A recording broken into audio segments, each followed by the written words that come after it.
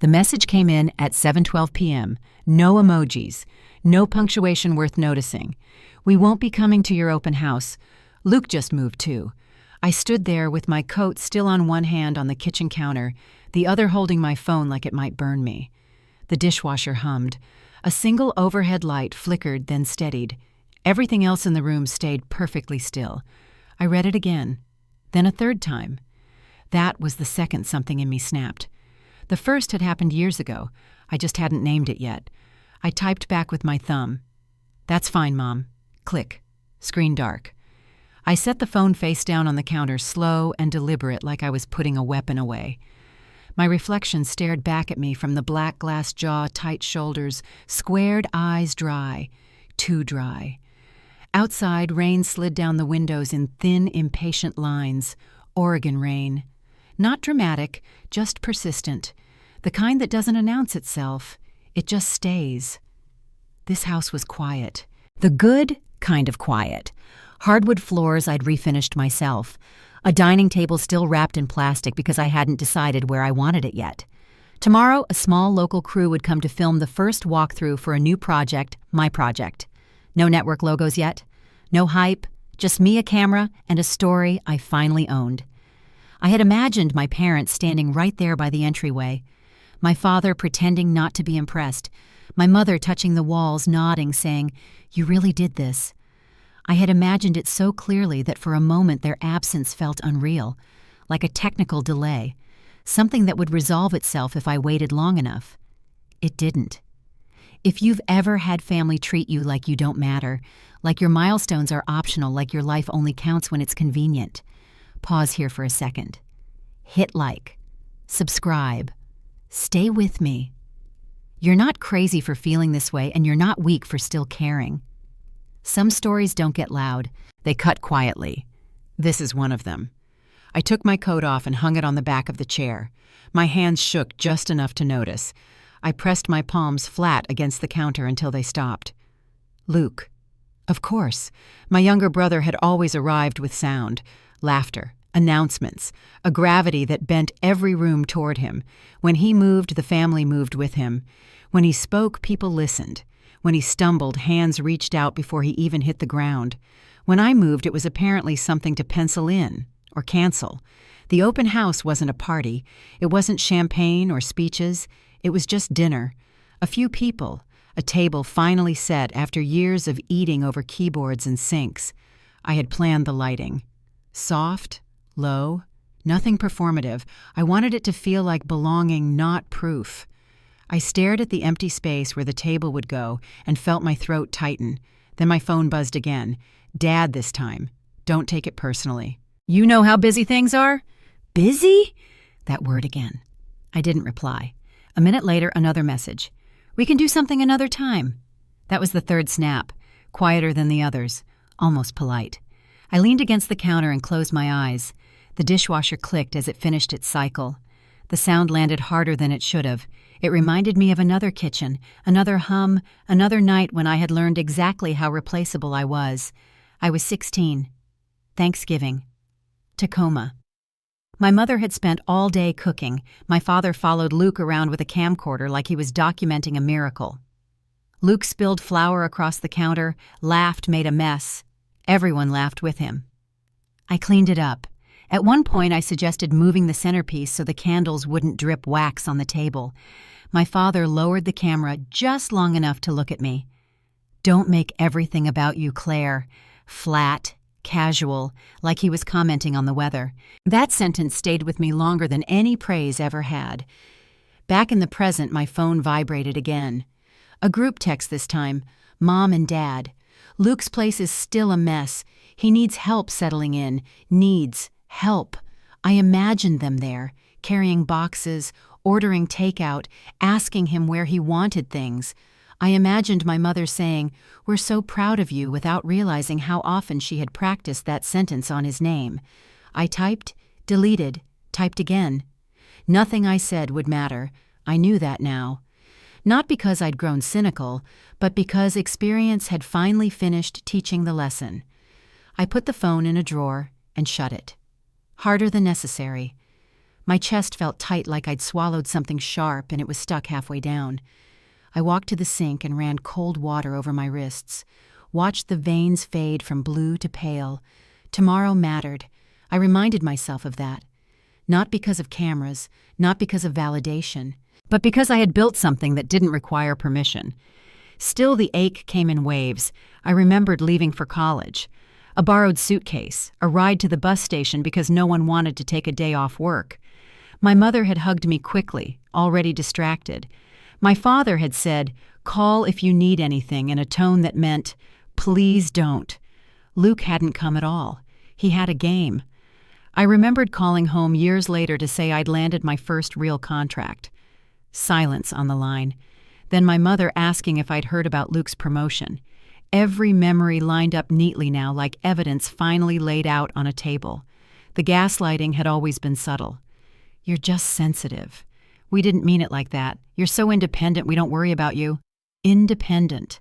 Another word that had done a lot of damage wearing a friendly face. My phone buzzed again. I didn't reach for it. From the living room, the streetlight cast a narrow strip of yellow across the floor. It stopped just short of where the table would be, like a boundary. I sat down on the bare floor and let the quiet settle. Not the heavy quiet, the honest one. The kind that doesn't rush to fix itself. 10 minutes passed, maybe more. Finally, I opened the drawer and took the phone out. One last message. From my mother. "I hope you understand. Luke needs us more right now." I stared at it until the words blurred. That was the moment the pain stopped begging to be seen and started hardening into something else. I typed one response. Short, clean. "I understand." Click. The phone went face down again. In the silence that followed, I realized something that scared me more than the rejection. I felt calm, not relieved, not numb, clear. The dishwasher door creaked as it cooled. The rain kept falling. The house stayed quiet, waiting to be filled by people who actually showed up. And somewhere deep in my chest, a final thought landed sharp and irreversible. If they wouldn't come to my table, I would stop setting a place for them. I learned early how to disappear without leaving the room. It starts small. You stop interrupting. You stop correcting. You stop raising your hand even when you know the answer. Eventually, people stop noticing when you're quiet because you trained them not to. Luke never learned that skill. He never had to. When we were kids, my parents liked to say we were different in good ways. Luke was bold, charismatic, a natural leader. I was careful, observant, mature for my age. That phrase followed me like a compliment that quietly locked a door. At 12, Luke got his first guitar. My father spent an entire weekend teaching him chords, fingers pressed gently against strings, patience stretched wide. When I asked for help with a school project that same weekend, my dad didn't look up from the couch. "Figure it out," he said. "You're good at that." That was the first time I realized something important. Help was a limited resource in our house, and Luke always got there first. By the time I was 14, I had learned the rhythm. Luke spoke, the room leaned in. I spoke, the room stayed where it was. If I tried again, someone would sigh, or glance at the clock, or tell me not to make things complicated. So I stopped. I became useful instead. I cleared plates before anyone asked. I folded laundry without being told. I memorized everyone's preferences so I wouldn't slow things down by asking questions. When relatives came over, my mother would smile at me and say, "Claire's such a big help." Not "Claire's doing well," not "Claire has something to say," just helpful. The praise never landed where it was supposed to. It slid off, leaving a faint sting underneath. One winter night, I came home with a certificate from school. Academic recognition. Top of my class. I held it in my hands for the entire drive back, the paper slightly bent from my grip. I imagined my parents' faces when I showed them. Pride, surprise, something. Luke was already in the living room when I walked in, talking loudly about a game-winning goal. My father clapped him on the back. My mother laughed too hard at a joke I didn't hear. I waited. When there was finally a pause, I held up the paper. "I got an award today." My father glanced at it, just long enough to register it existed. "That's great," he said, already turning back to Luke. "Hey, did you see that replay?" "Great." That was it. The certificate ended up on my bedroom floor later that night, half under my desk. I didn't frame it. I didn't bring it up again. I learned not to hand people things they didn't ask for. By high school, teachers noticed what my parents didn't. They praised my focus, my consistency.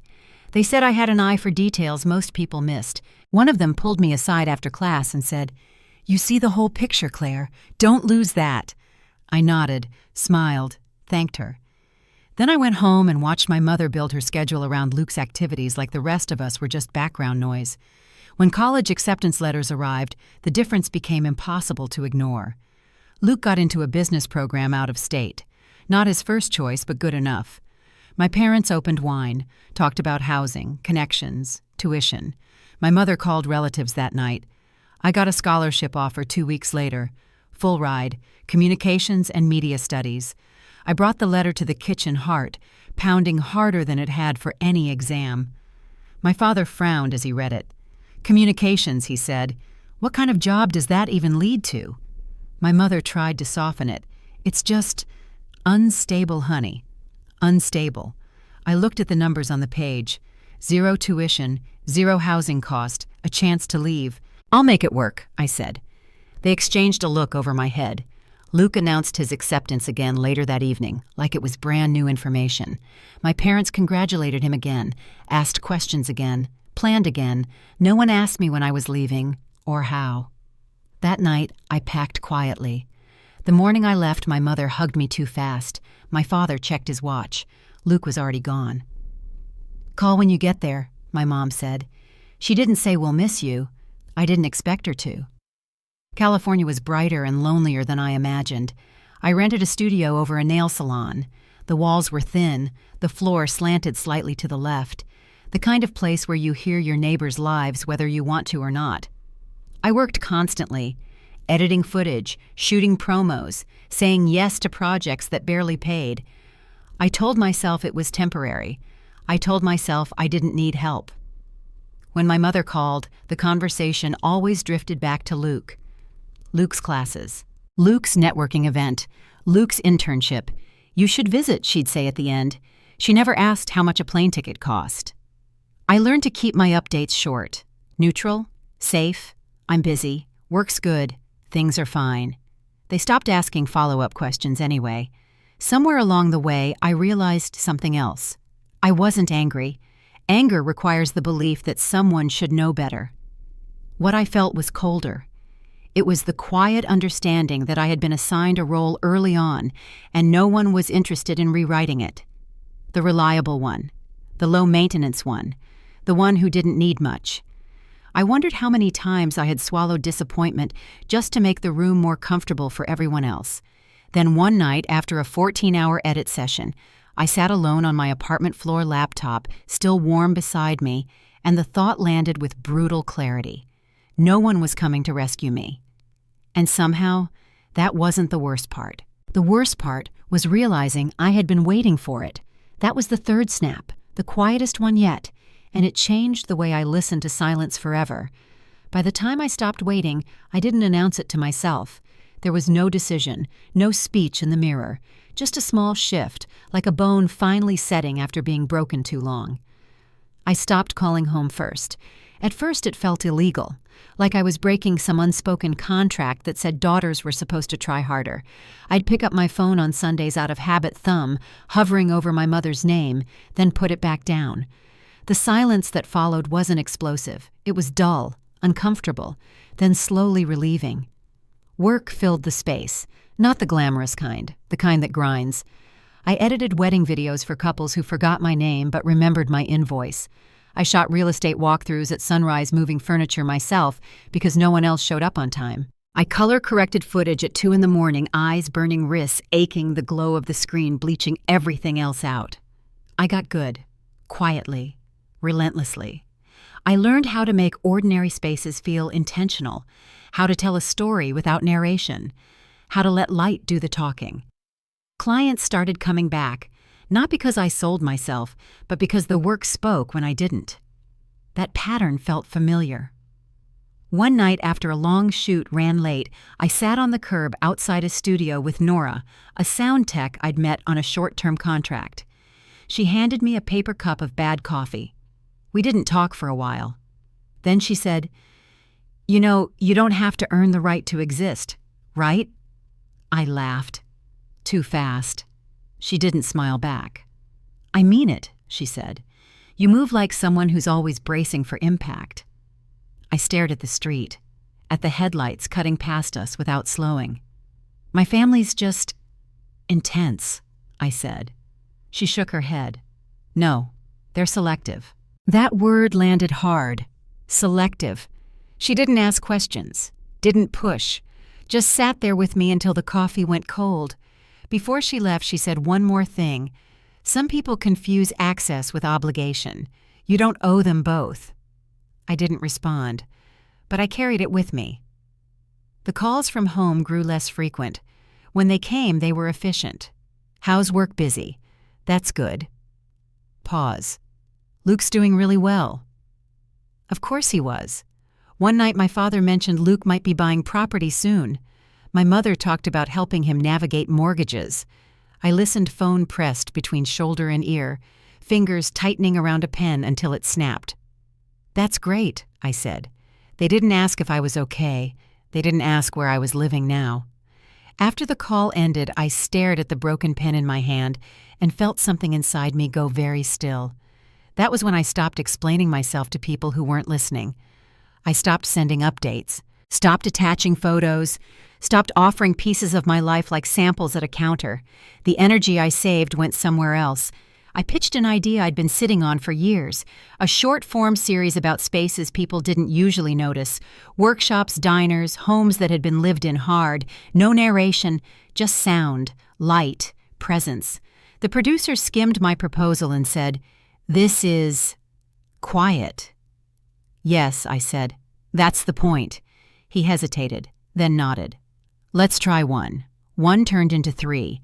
Three turned into a regular slot. People started recognizing the work. Not me. The work.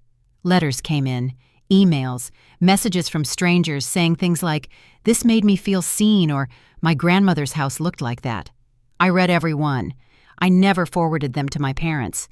When Luke's name came up less often, I noticed something else. I didn't miss it. I moved apartments, upgraded slightly, still modest, still quiet. I bought my first real table, not a fold-out, not something rescued from a curb. I ate dinner there alone most nights, laptop closed, lights low. It felt ceremonial, like I was practicing for something.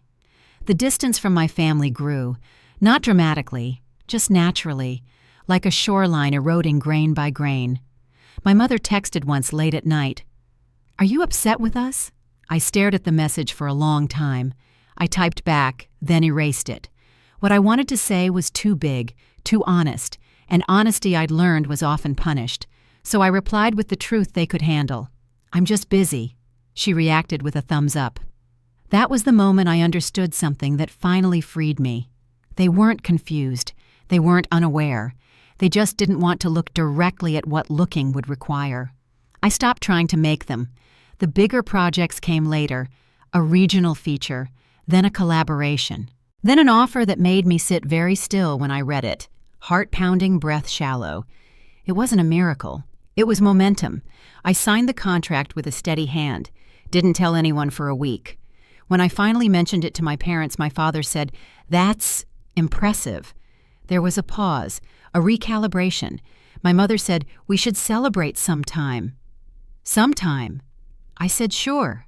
We never set a date. By then I had learned to hear what wasn't being said. I worked harder, but not frantically. I stopped chasing approval and started choosing alignment. I said no to projects that felt hollow. I said yes to ones that scared me for the right reasons. Somewhere in that stretch of time I bought the house. Not big, not flashy, but intentional, near water, enough light to breathe, enough room for a table that could hold more than one person. I signed the papers alone. The realtor congratulated me, asked if my family would be joining me for the walkthrough. I smiled. No. That answer didn't hurt. The night I moved in, I sat on the floor with my back against the wall and listened to the place settle. Pipes ticking, wind outside, the sound of something becoming mine. For the first time in years, I didn't feel like I was waiting for permission. I felt like I had stepped out of a line I'd been standing in since childhood. And the silence that followed wasn't punishment. It was space. That was when I started thinking about the table. Not as furniture, as a boundary, as a choice, as something you don't set for people who only show up when there's something to take. I didn't know yet how that lesson would come back around. I only knew one thing for certain. I was done shrinking to make rooms feel comfortable, and I was done mistaking absence for failure. That was the season when I stopped surviving quietly and started building something that didn't need them to exist. I didn't cancel the open house. That surprised even me. I stood in the empty dining room the morning of sunlight cutting clean lines across the floor and waited for the familiar urge to retreat, to reschedule, to make an excuse that spared everyone else the discomfort of my disappointment. It didn't come. Instead, I felt something colder, clearer. If my parents weren't coming, the day didn't disappear with them. So I opened my notebook and started writing names. Not family, people. The cameraman who stayed late on my first real shoot when a light shorted out and I didn't know how to fix it. The older neighbor who brought soup the week I moved in and never asked why I lived alone. My former professor who once said, "You have restraint. Don't let anyone bully it out of you." Nora. And my Aunt Marlene, the only one who had ever remembered my birthday without a reminder. The list wasn't long. That felt right. I sent the invitations myself. No group texts, no explanations, just time, place, and a simple line at the end. Dinner. Nothing fancy, just honest. No one asked why. They all said yes. By late afternoon, the house smelled like roasted vegetables and warm bread. The chef Margaret moved through the kitchen with a calm that didn't demand attention. She asked practical questions. Where to set the plates? How many chairs? No curiosity beyond what was necessary. At one point, she looked up from chopping herbs and said, "Who's this for?" I didn't hesitate. People who showed up when it mattered. She nodded once. No follow-up. Respect like that is rare. It stays with you. As the sun dipped, the crew arrived. Cables, cameras, quiet professionalism. No small talk, no hype. They didn't know the backstory. They didn't need to. I told them to keep the setup simple. No retakes, no staging. If something felt real, we kept it. If it didn't, we let it go. The doorbell rang just after 6. I opened it myself. They came in one by one, awkward at first, unsure of their place. I greeted each by name. That seemed to do something. Shoulders loosened. Voices softened. The room filled not with noise, but with presence. No one asked where my parents were. That mattered more than I expected. We sat down without ceremony. No toast, no speeches, just food being passed, glasses filled, a table finally used for what it was meant for. Conversation started slow, then found its rhythm. Stories overlapped. Laughter broke out in small bursts, not the forced kind. Someone admitted they almost didn't come. Someone else said they were glad they did. The kind of honesty that only shows up when no one's performing. I watched from my seat at the end of the table, hands folded in my lap, and felt something tighten in my chest, then release. Across from me, my aunt leaned in and said quietly, "You made something good out of a long wait." I didn't trust my voice, so I nodded. The cameras rolled unnoticed. No one angled themselves toward the lens. No one adjusted their posture when they spoke. A few of the crew exchanged looks, surprised maybe. This wasn't the kind of footage they were used to. It didn't beg to be watched. It just existed. At one point, a young producer asked me during a break, "What's the theme?" I thought about it. "Belonging," I said, without permission. She wrote it down carefully, like it might disappear if she didn't. Dessert came and went. Plates emptied. Chairs shifted. No one rushed to leave. The table held. When the last guest finally stood hugging goodbye, thanking me like I'd given them something, I felt the weight of it land. I had. After the house emptied, I stayed behind to clear the table. Not because I had to, because I wanted to. Each plate felt earned, each chair warm from use. The cameras shut down, lights dimmed, the crew packed quietly. One of them paused by the door and said, "This didn't feel like work." I smiled. It wasn't. Later that night, alone again, I stood in the kitchen and listened to the house breathe. I didn't check my phone. I didn't need to. The episode aired a week later. I wasn't planning to watch it live. The rain decided otherwise. It pressed against the windows like it had something to say. I made coffee and let the screen glow in the background. My phone started buzzing before the opening shot finished. Messages stacked. Colleagues. Strangers. People I hadn't spoken to in years. That table. I needed this. Thank you for not over-explaining. I read them slowly. Let them land. Then my mother's name appeared. She hadn't texted. She had posted. A screenshot from the episode. My face mid-sentence. The table full. So proud of my daughter, the caption read. The timing was sharp enough to draw blood. Comments followed. Polite. Curious. Didn't you say she moved away? Funny seeing pride show up now. I didn't react. Didn't like. Didn't comment. An hour later, my father called. I watched the phone ring until it stopped. It rang again and again. I let everyone go to voicemail. Luke stayed silent for 2 days. Then someone tagged him online asking why he hadn't been there. His reply was vague, scheduling conflicts, travel, the usual. People who had watched the episode seemed to understand more than he'd said. The calls kept coming. 6 in 1 week. On the 7th, I listened to the voicemail after it ended. My father's voice sounded older than I remembered. I saw you, he said. You've done something good. I'm proud of you, Claire. The words landed. They just didn't do what they used to. They arrived too late to control me, too late to hurt the way they once had, but not too late to be acknowledged for what they were. I sat there for a long time after the message ended, phone resting on the table that had finally been used. I didn't call back, not out of spite, out of clarity. Some doors close softly, some stay closed because reopening them would cost too much. That night, as the rain finally eased, I realized something with a certainty that didn't waver. I hadn't built that table to make them notice. I had built it to prove I didn't need them to, and for the first time that truth felt solid enough to stand on. The quiet afterward didn't feel empty. It felt finished. The week after the episode aired, I stopped answering my phone altogether. Not dramatically, not with announcements. I just let it ring, then go still. The vibration no longer startled me. It landed past and disappeared. My mother didn't call again. She sent links instead. Articles, comments, messages from neighbors who had just seen me on TV. Pride by proxy.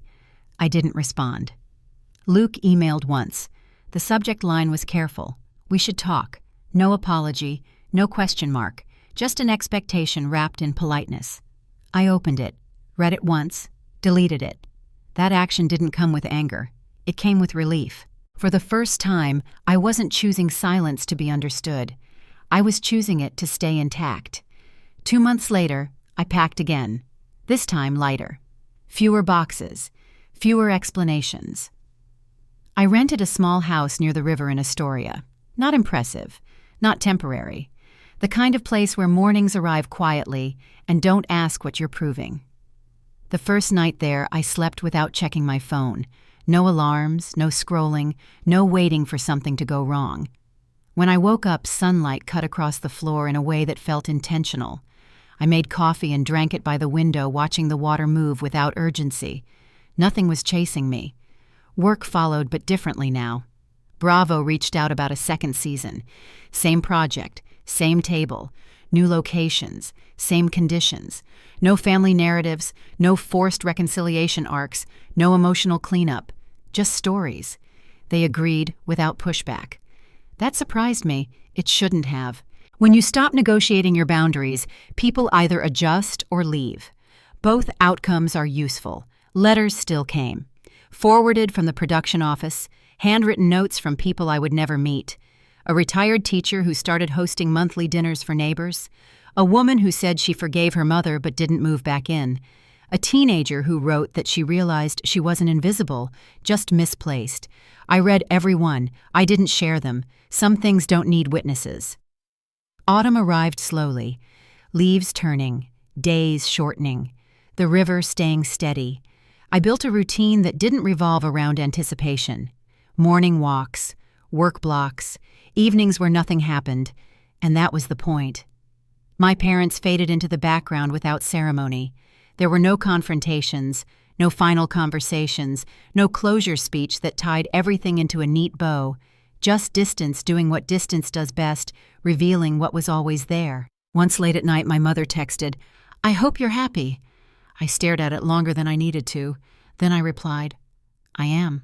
That was all. No explanation, no reassurance, no invitation. The typing bubble appeared, disappeared, appeared again. Nothing came. I set the phone down and went back to my book. Peace, I learned, doesn't arrive with permission. It shows up when you stop asking. The table followed me to Astoria. Not the same one. A smaller version. Solid wood. Nothing ornate. I placed it near the window where light hit it in the afternoon. I didn't rush to fill the chairs. Sometimes it stayed empty. That was fine. Other nights a friend dropped by, or a colleague passing through town, or no one at all. I stopped assigning meaning to occupancy. Belonging isn't measured by who shows up when the lights are on. It's measured by who respects the room when they're not invited. Months later at a conference, someone recognized me. Said they admired how I spoke about family without bitterness. I smiled. "It's easier when you stop trying to be chosen," I said. They nodded like they understood. Maybe they did. Maybe they would later. On the drive home, I thought about the version of myself who once believed visibility was the same thing as value, who waited years for a seat at a table that was never meant to hold her. I wished her well. I didn't go back for her. The final message came on a Tuesday afternoon. Voicemail. My father again. "I just wanted you to know," he said, voice steady. "We talk about you now. People ask about you." I listened without interrupting, without leaning forward, without shrinking. When the message ended, I deleted it. Not because it hurt, because it didn't. That was the moment I knew the distance had done its work. Some storms don't destroy, they reveal. They wash away the need to be recognized by people who only notice when the world does first. They teach you that silence isn't absence, it's protection. I stood by the river that evening and watched the water move past without looking back. I thought about all the years I'd spent setting places for people who never arrived. Then I went inside and set the table for myself. One plate, one glass, enough room to breathe. If they don't clap for you, don't perform louder. Clap for yourself. Build the life that doesn't require an audience. Sometimes distance is the only language love understands. And peace, real peace, isn't given. It's built, one boundary at a time.